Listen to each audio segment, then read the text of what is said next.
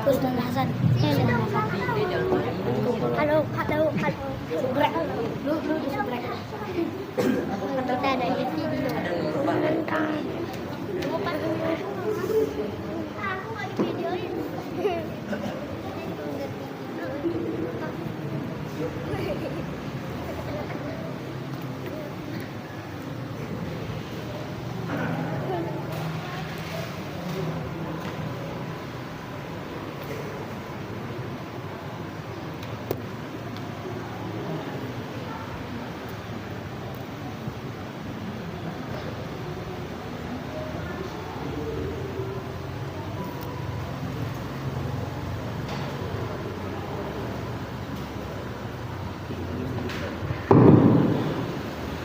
Bismillahirrahmanirrahim. Assalamualaikum warahmatullahi ta'ala wabarakatuh.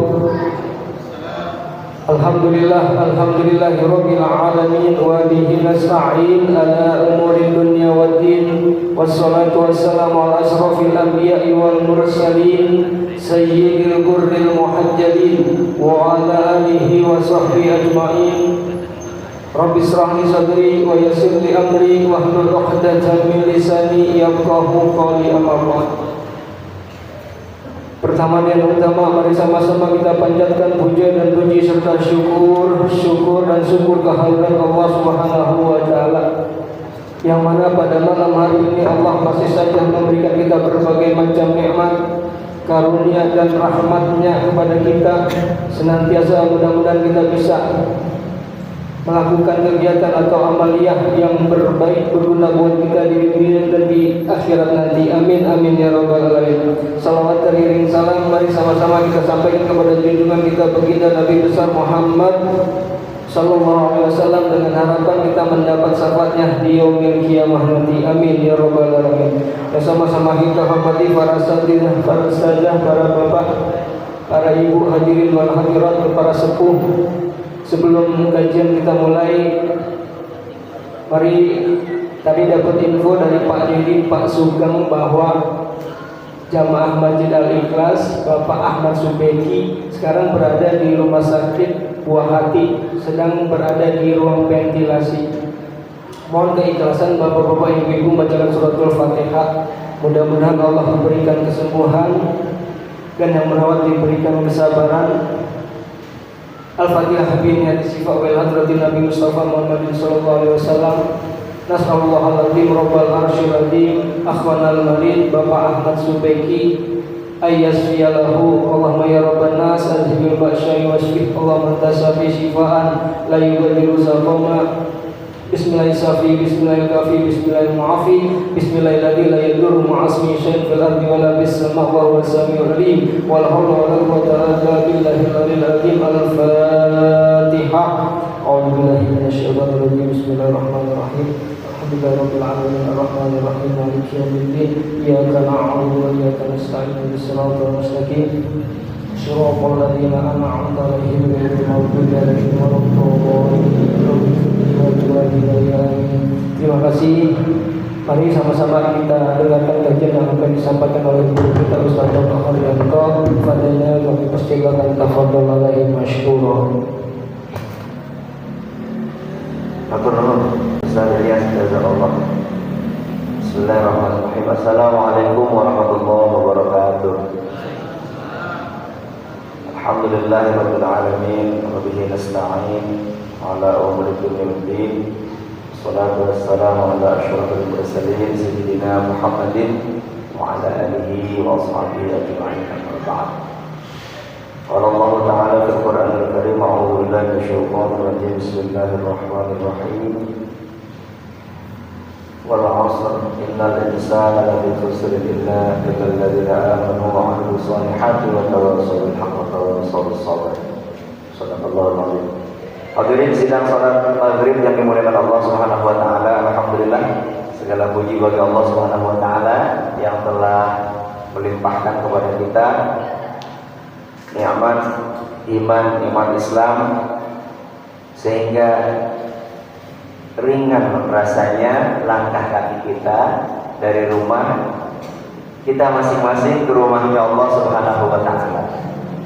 Walaupun sedikit gerimis tapi tidak menghalangi kita untuk sama-sama melaksanakan perintah Allah dan Rasulnya, sholat maghrib berjamaah bagi kita.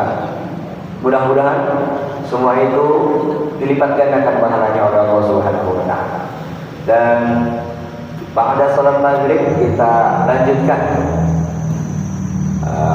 suatu hal yang sangat positif, satu hal yang insya Allah memberatkan timbangan amal soleh kita kelak di yaumil mizan, yaitu mengkaji ilmu-ilmu Allah Subhanahu wa taala.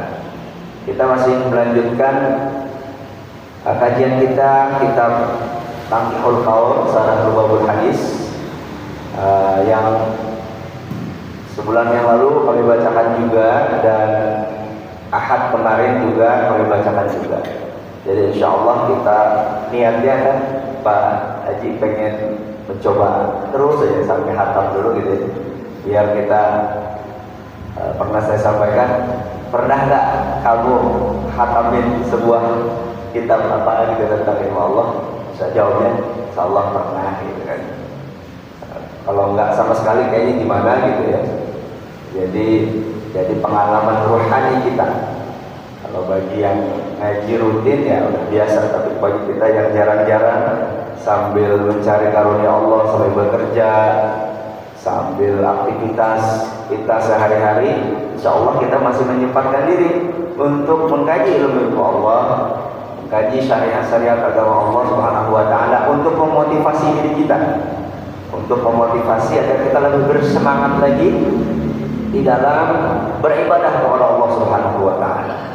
Karena sejatinya kita diperintahkan oleh Allah, diciptakan oleh Allah Subhanahu wa taala untuk mengabdi dan beribadah kepadanya, hanya kepadanya, bukan kepada yang lain. Beberapa hari yang lalu kita sudah sampai kepada bab iman, tentang keimanan, di mana saya sudah sampaikan sebuah hadis Rasulullah bahwa iman kita itu seperti seseorang dalam keadaan telanjang, dan pakaian daripada iman kita adalah ketakwaan kita kepada Allah Subhanahu wa taala. Jadi ngaku iman tapi tidak dibungkus dengan takwa, imannya tidak sempurna. Ngaku iman tetapi kelakuannya jauh daripada ciri orang-orang yang bertakwa, imannya tidak sempurna. Jadi libasul taqwa, pakaian orang beriman adalah ketakwaan kepada Allah Subhanahu wa taala. Mengenai pengertian takwa sudah sering dijelaskan bahwa yang paling umum adalah kita mengerjakan semua perintah Allah dan menjauhi semua larangan Allah Subhanahu wa taala. Wa zinatul haya, dan perhiasan dari orang yang beriman adalah rasa malu. Malu untuk maksiat kepada Allah, malu untuk meninggalkan perintah Allah, malu untuk melanggar larangan Allah Subhanahu wa taala. Jadi kalau ada orang yang mengaku beriman tapi tidak punya rasa malu untuk hal-hal tersebut, maka dia salah menggunakan perhiasan. Perhiasannya berani berbuat onar, berani berbuat maksiat, berani memilih yang salah, berani membela kemungkaran, dia salah menggunakan, memilih perhiasannya di hadapan Allah Subhanahu wa taala. Perhiasan orang yang beriman, wa zinatul haya, perhiasan orang beriman adalah memiliki rasa malu. Malu untuk maksiat, malu untuk tidak hadir diundang bersih-bersih RT. Nah, itu malu juga. Karena itu adalah untuk kepentingan kita bersama dalam sosial kemasyarakatan. Kita punya rasa malu. Kalau lagi ada di rumah, kegiatan di RT kita untuk bersih-bersih gon, apalagi sekarang musim hujan, takutnya ada nyamuk, jadi genangan nyamuk, Aedes aegypti, jadi DHF, demam berdarah dan sebagainya. Ini mulai banyak nih sekarang di rumah sakit dengan diagnosa DHF. Hati-hati, kita mulai banyak. Maka di sekeliling kita harus kita bersihkan. Nanti boleh tanya jawab tentang kesehatan sedikit-sedikit, boleh nanti. Nanti yang saya tahu saya kasih tahu. Jadi wathamatuhul ilmu, dan buah daripada keimanan seseorang adalah ilmu. Jadi tidak mungkin ada orang yang menyatakan beriman kepada Allah Subhanahu wa taala dia dalam keadaan statis, tidak mau menambah pengertian dan keilmuannya, terutama tentang ilmu agama Allah. Dari tahun 2000 kita awal pindah ke sini, kalau tidak salah ya Pak Yono ya, tahun 2000 benar kan? Kalau saya tahun 2002 saya. 2001 beda setahun. Pak Amin tahun 2000 ya. Pak Amin as-sabiqunal awwalun gitu ya, Pak Haji ya. Pak Otin agak baru Pak Otin. Kita ini termasuk as-sabiqunal awwalun, golongan orang-orang yang pertama. Masa dari tahun 2000 ibadahnya ya begitu-begitu aja, wudunya masih asal-asalan, baca Qurannya masih belum. Jadi statis, gak ada perubahannya. Mungkin hartanya dia makin banyak. Anaknya paling tidak dari belum punya anak 1, 2, 3. Sekarang bahkan udah bermantu, ada yang punya mantu banget, ada yang punya cucu. Hartanya makin banyak. Yang tadinya kemana-mana naik angkot sekarang udah punya motor. Yang tadinya punya motor sedikit-sedikit naik, sekarang udah punya R3 walaupun kecil. Macam-macam. Tapi kenapa pas keilmuan ibadahnya segitu-segitu aja? Ini yang nggak benar. Dipertanyakan keimanannya oleh Rasulullah Muhammad SAW berdasarkan sabdanya ini, karena kata Rasulullah, wa thamaratuhul ilmu, buah daripada keimanan seseorang adalah dia berusaha untuk menambah keilmuannya tentang agama Allah Subhanahu wa taala, tentang tata cara dia beribadah kepada Allah Subhanahu wa taala. Jadi kalau tahun 2000 sholatnya, sujudnya masih nggak beres, dahinya masih ketutup oleh peci, oleh rambut, telapak kakinya ketika sujud masih ngangkat, nggak nempel di lantai. Jadi belum ada kemajuan seperti itu. Jadi ayo, harus ada usaha-usaha untuk lebih baik beribadah kepada Allah Subhanahu wa taala.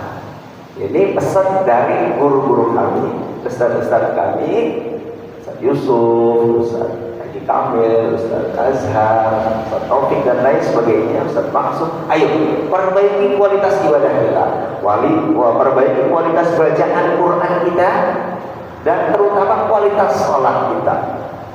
Sholat bagaimana mau benar kalau seandainya Fatihahnya nggak benar?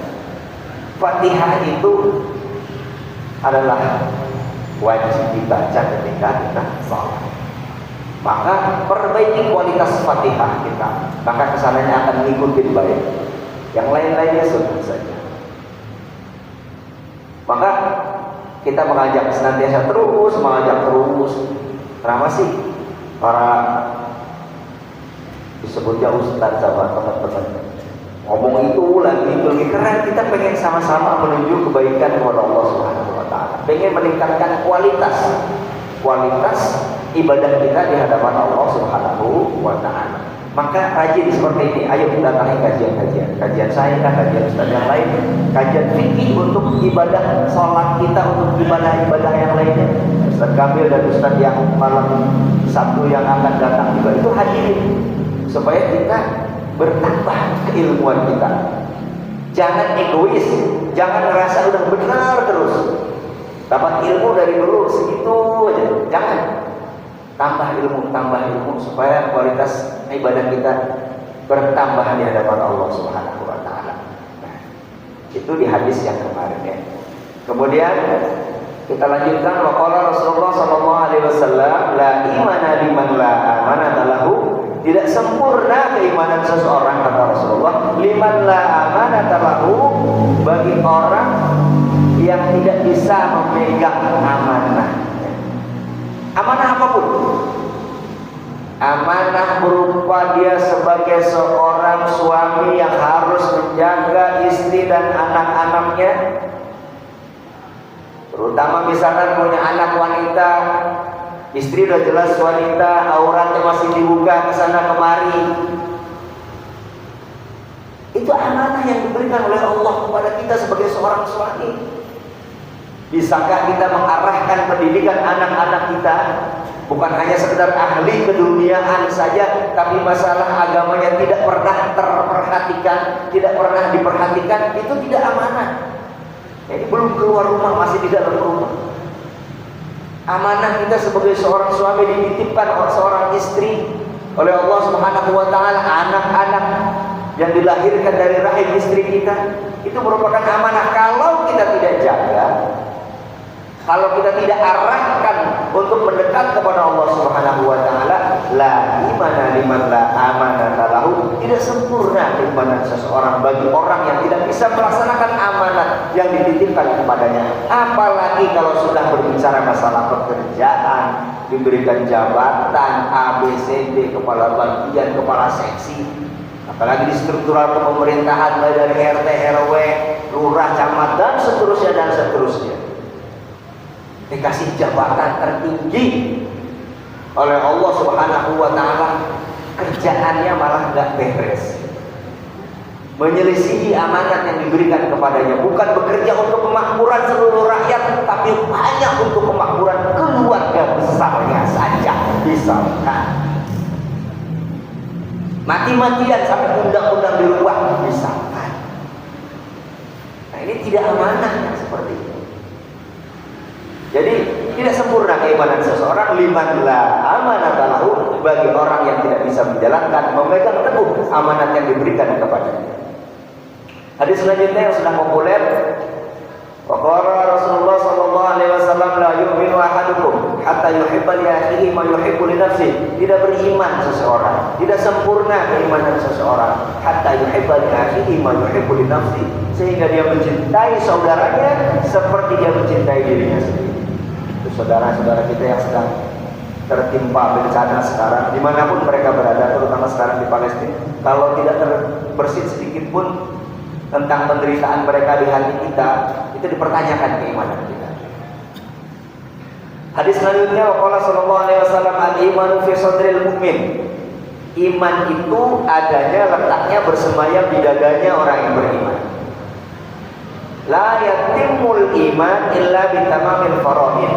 Dan tidak sempurna keimanan seseorang illa bitamamil faraid was sunan, kecuali dia berusaha keras untuk menyempurnakan, melaksanakan perintah-perintah fardu baginya dan sunnah-sunnah yang diperintahkan oleh Rasulullah Muhammad SAW. La yatimul iman illa bitamamil faraid. Tidak sempurna keimanan seseorang, kata Rasulullah, kecuali dia berusaha untuk melaksanakan hal-hal yang diwajibkan kepadanya. Orang aku beriman, tapi sholatnya masih bolong-bolong. Orang aku beriman, tapi puasanya masih nggak mau. Orang ngaku beriman, daftar haji aja belum, padahal duitnya udah ada. Masalah berangkat urusan lain, terkait sekarang dengan kuota dan lain sebagainya. Daftar aja belum, daftar aja enggak.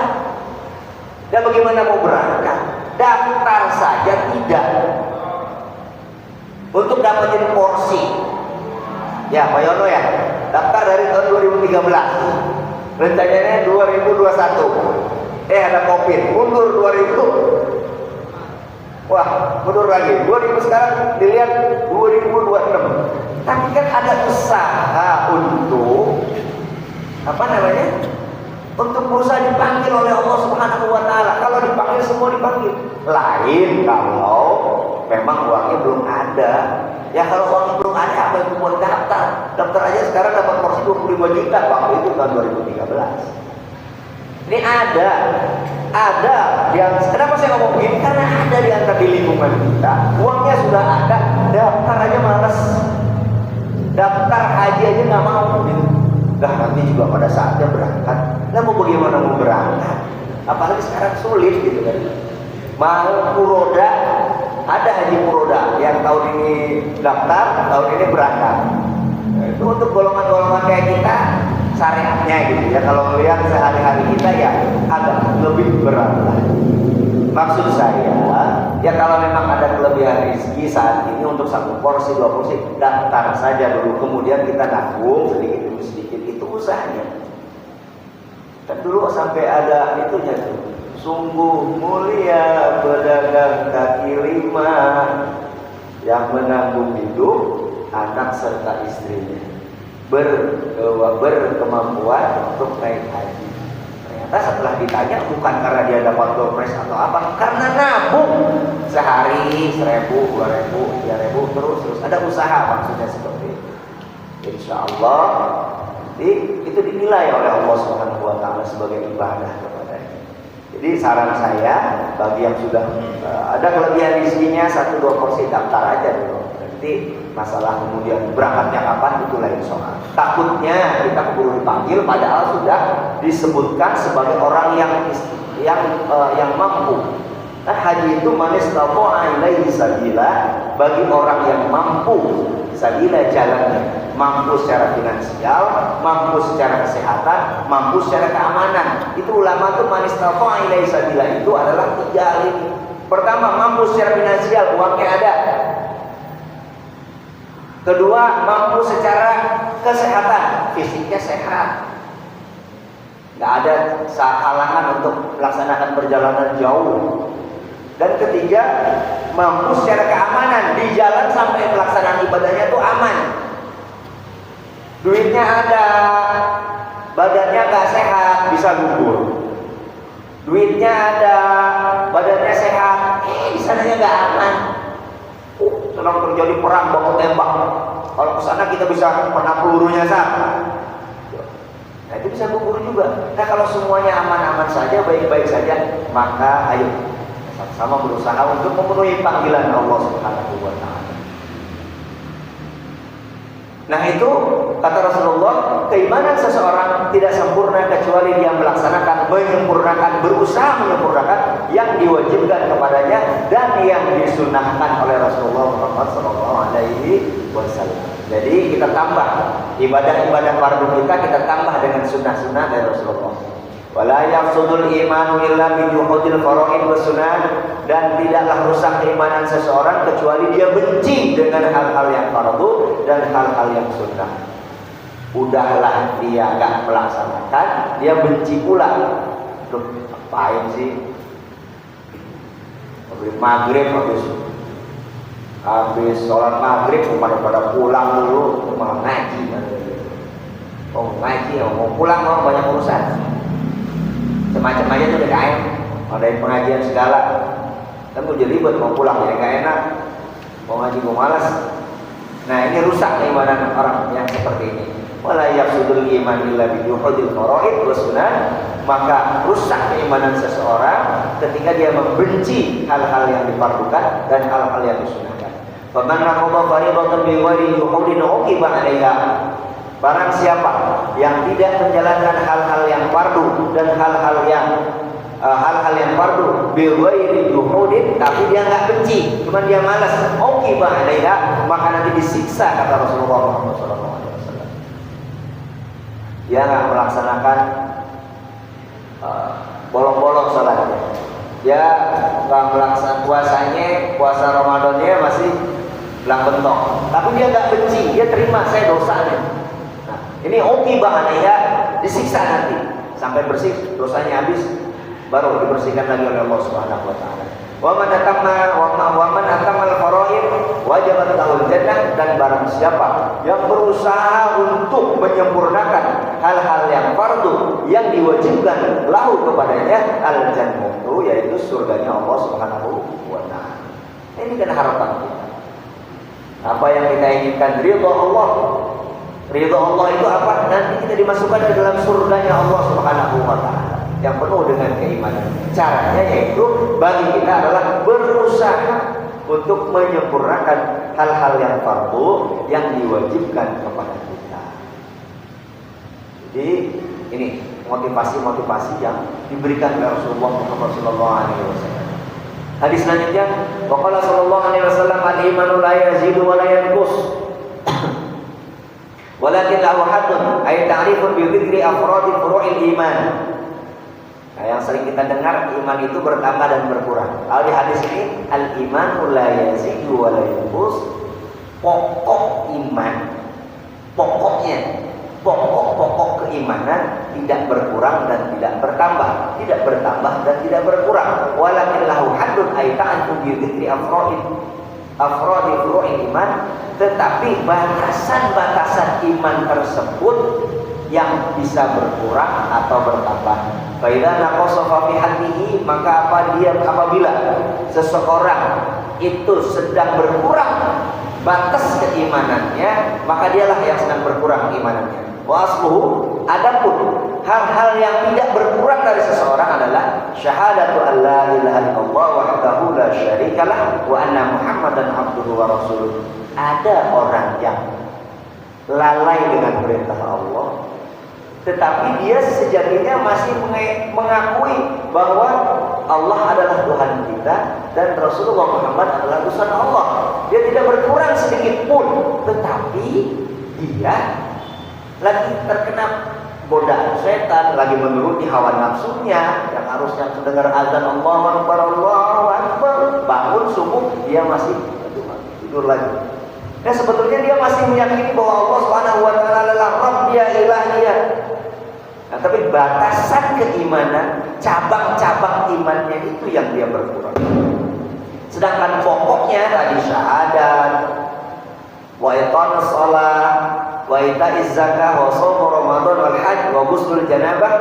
Nah, ini pokok-pokok keimanan ini masih enggak kurang. Yang lain-lain yang masih berkurang.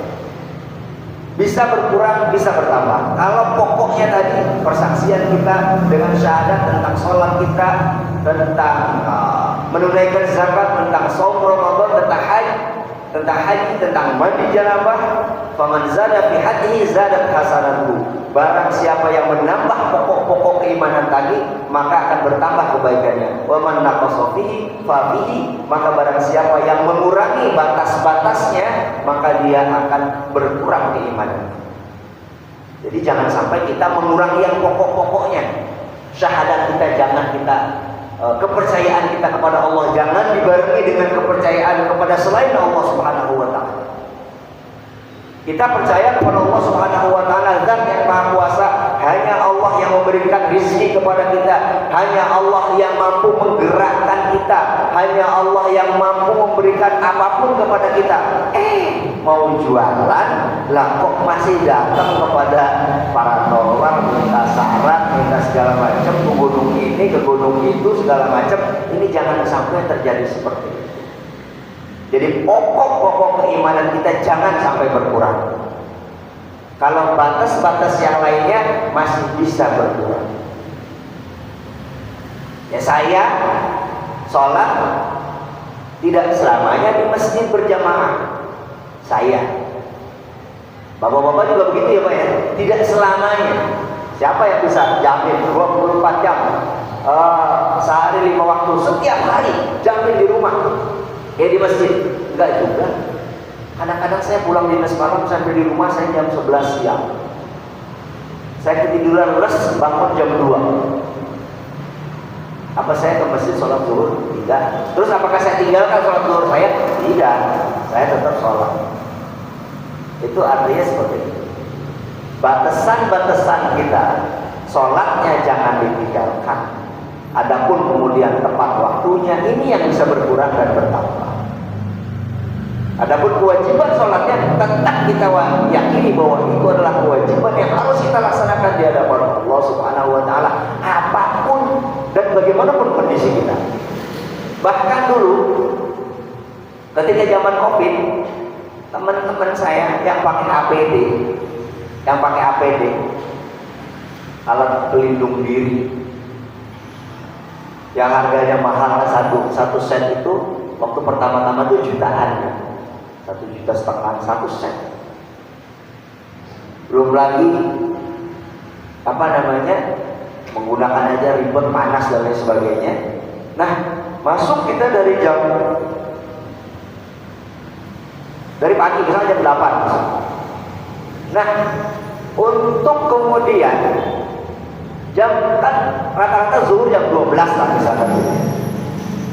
Nah, kita nggak bisa tuh ganti APD keluar wudu dulu, tayamum dulu, nggak bisa. Karena APD-nya juga jarang waktu itu awal-awal. pakainya juga ribet.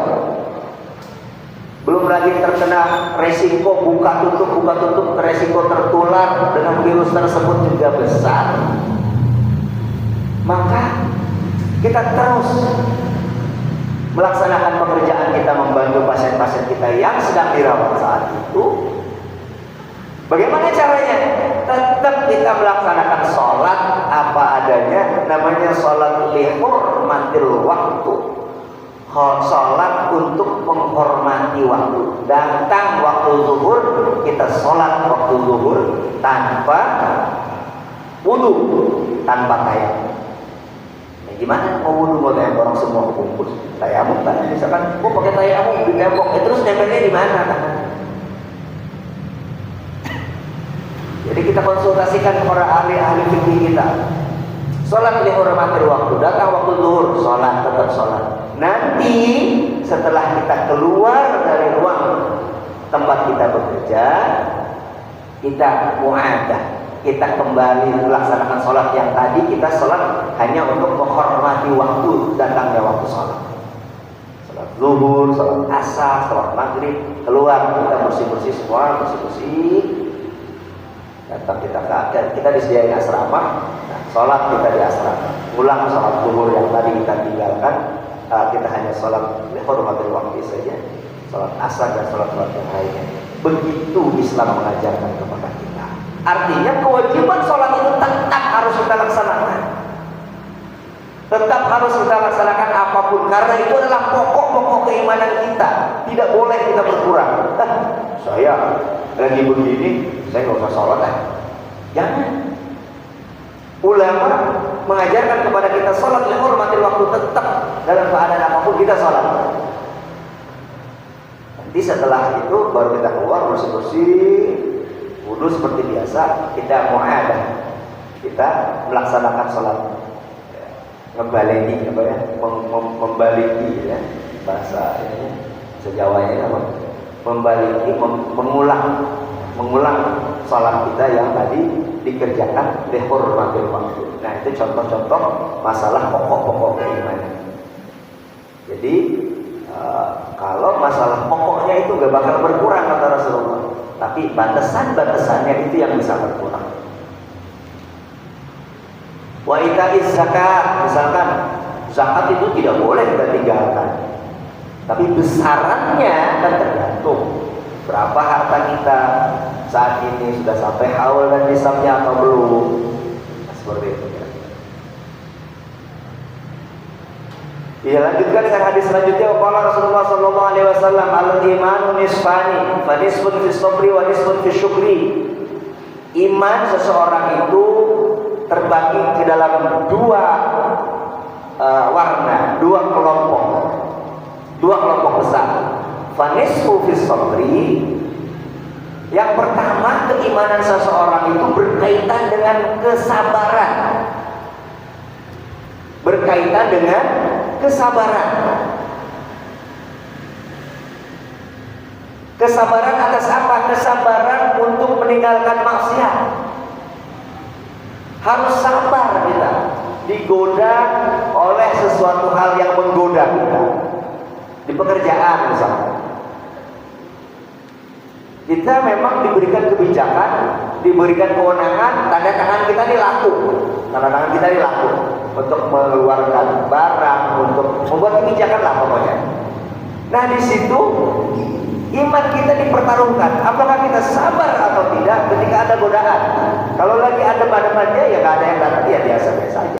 Tapi ketika ada godaan, datang orang, assalamualaikum, waalaikumsalam, Pak, gimana Pak? Ya, ini Pak, saya mau ngurus ini ada urusan, tolonglah Pak. Ini ada sedikit. Nah, di situ keimanan kita. Apakah kita sabar? Syekh Nawawi Al-Bantani menyerai sabar di sini, anil maharib, yaitu sabar meninggalkan sesuatu yang diharamkan oleh Allah Subhanahu wa ta'ala. Sabar nggak kita? Makanya ini berkaitan dengan iman kita. Tentang sabar. Apakah kita sabar meninggalkan sesuatu yang diharamkan oleh Allah Subhanahu wa ta'ala? Atau kita justru ikut arus? Nah, tentang sabar ini berkaitan dengan keimanan ini pernah diceritakan dalam sebuah hadis kan. Marra Nabi sallallahu alaihi wasallam alal maqabir.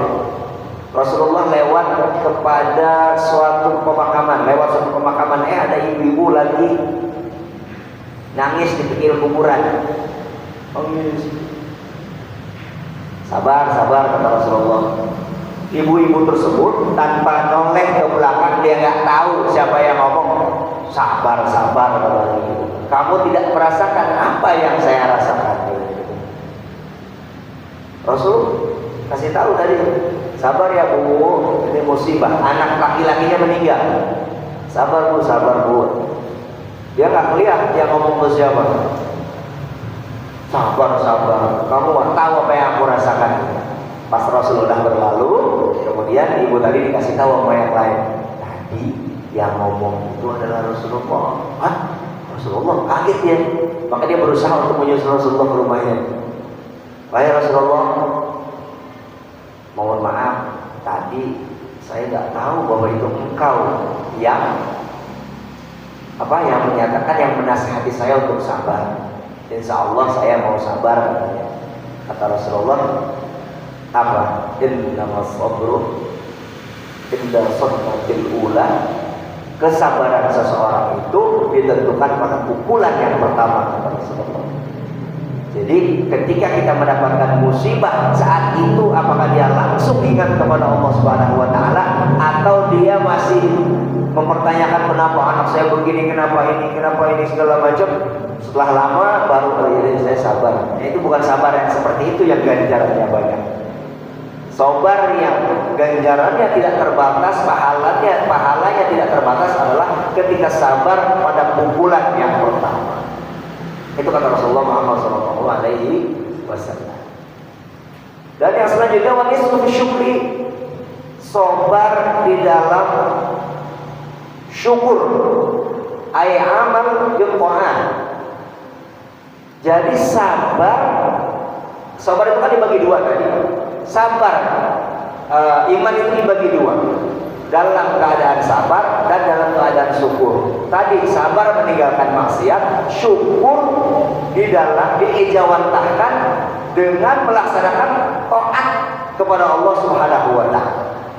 Jadi keimanan seseorang akan terlihat ketika dia sabar dan syukur. Itu gampangnya. Kalau itu orang beriman, dia akan mampu untuk sabar ketika diberikan musibah, sabar menjauhi maksiat, dan juga akan bersyukur dengan cara apa? Menjalankan ketaatan kepada Allah Subhanahu wa taala. Itu yang disebut dengan orang yang beriman, kata Rasulullah Muhammad SAW. Sampai berapa lagi? Saya baca cepat saja biar habis tentang keimanan. Hadis selanjutnya, al-imanu faidal fathi la yaftiku mu'minun.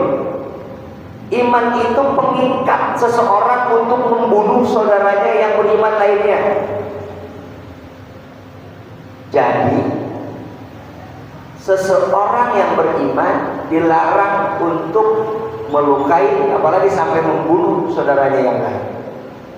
Kalau nggak ada iman, itu orang berantem sedikit aja udah bisa saling bacok-bacokan, bisa saling bunuh-bunuhan segala macam. Tapi karena ada keimanan, maka dilarang oleh Rasulullah Muhammad SAW. Lanjut, waqala sallallahu alaihi wasallam, khalaqallahu al-iman wa haffahu wa madahu bil masahah wal haya'i wa khalaqallahu al-kufra wa dammahu bil bukhli wal jifat.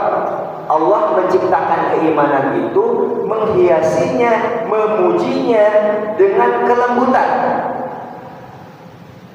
wal haya, dan rasa malu.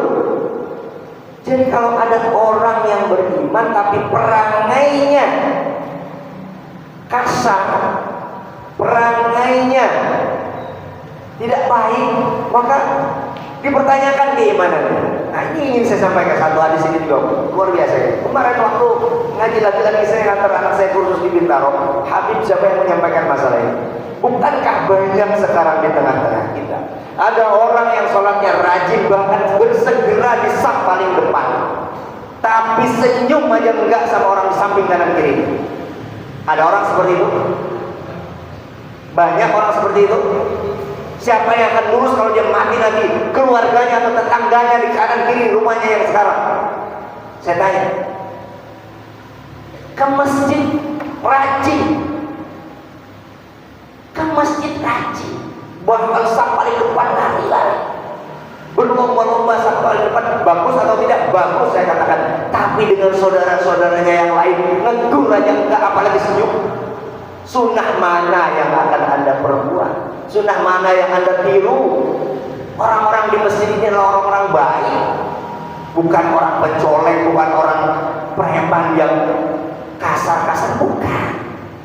Kita adalah bersaudara di sini. Senyum, senyum. Bukankah senyum kita kepada saudara kita adalah ibadah? Kita sama-sama di sini. Sama-sama di sini saudara kita. Yang akan ngurus kita pertama kali ketika ada musibah adalah tetangga kanan kiri kita. Adalah jemaah masjid ini yang akan mengurus Anda ketika Anda menjadi jenazah. Yang akan mensolatkan Anda adalah saudara-saudara kita yang sekarang duduk di hadapan saya. Bukan saudara Anda yang ada di Malang, yang ada di Sidoarjo, yang ada di Banten, yang ada di bukan. Mereka jauh di sana.